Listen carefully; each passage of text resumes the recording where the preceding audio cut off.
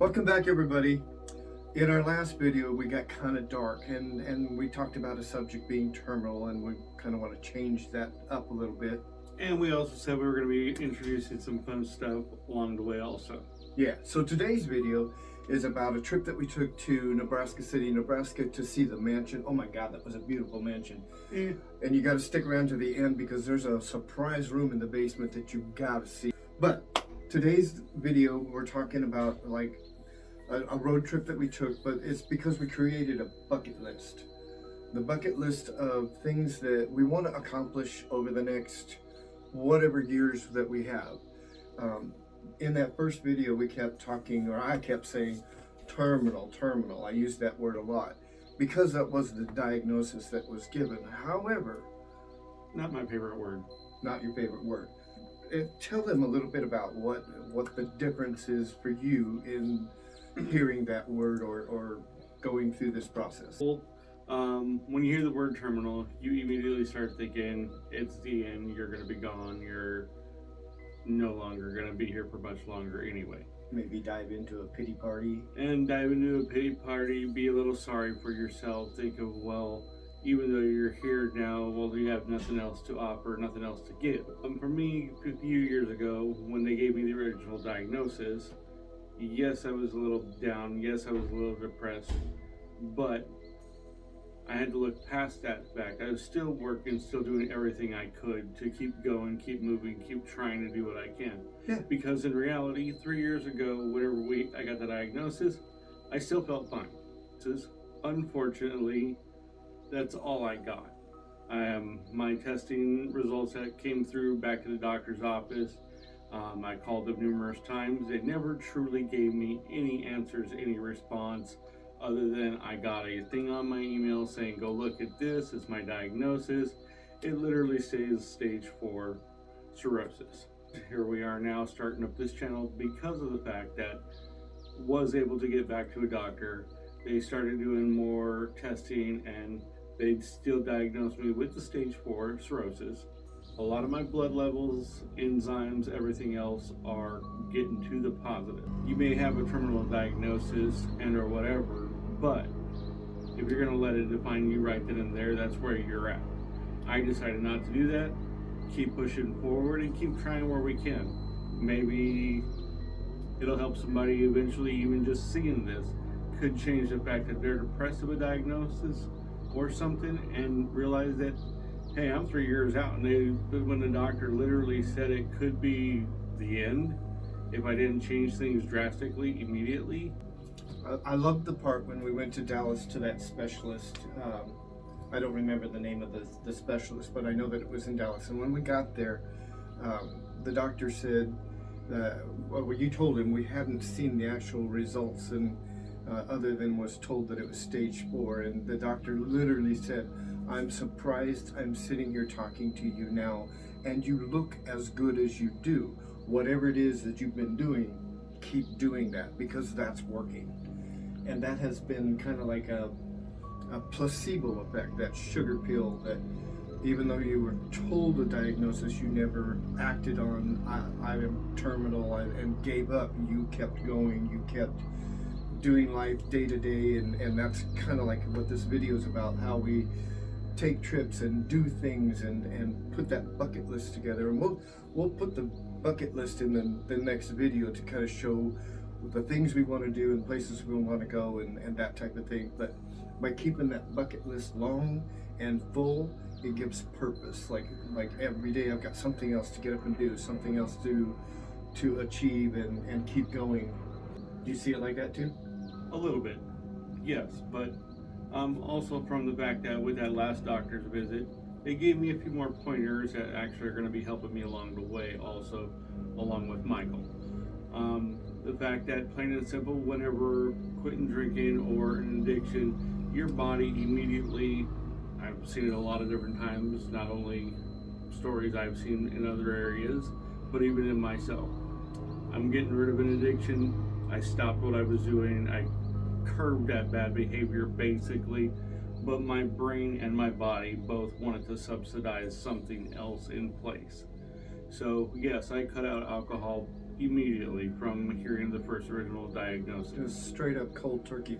And it was hard, Yeah. but because I went straight cold turkey, wouldn't take Tylenol, wouldn't take any other medications, just because my fear was at that time was that's all, everything processes through your liver eventually. Yes.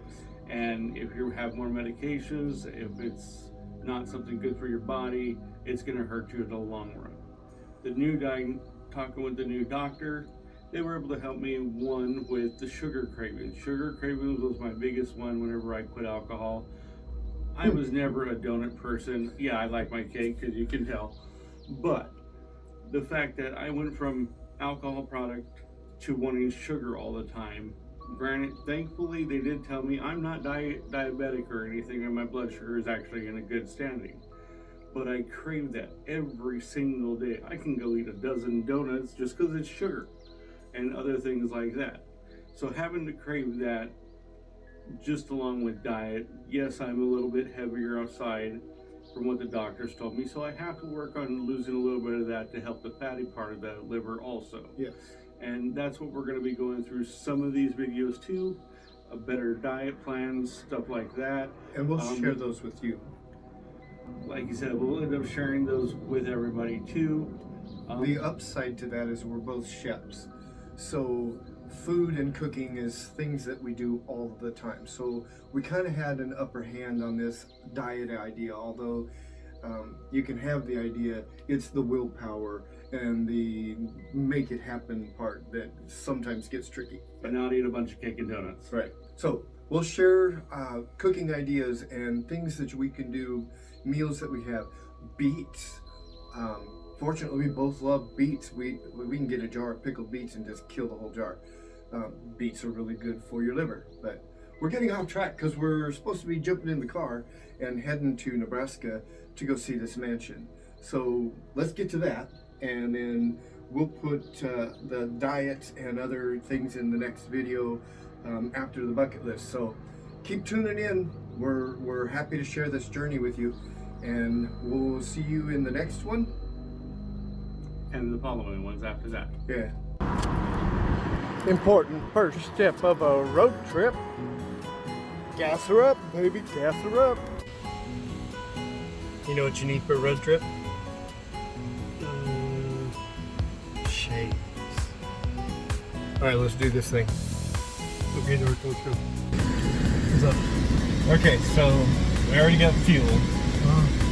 And aside from getting something to eat, what is a very essential piece to a road trip? Drinks. Well, that we get when we go to eat. Music. No. Well, yeah, sort of music. Hey, working at the car wash, baby. Good Lord. What?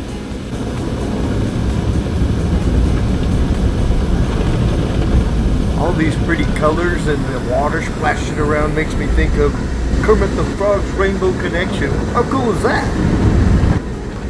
Why are there so many songs about the rainbow? And what's on the other side? Oh yeah, baby. Now we're squeaky clean. About ready to get on the road?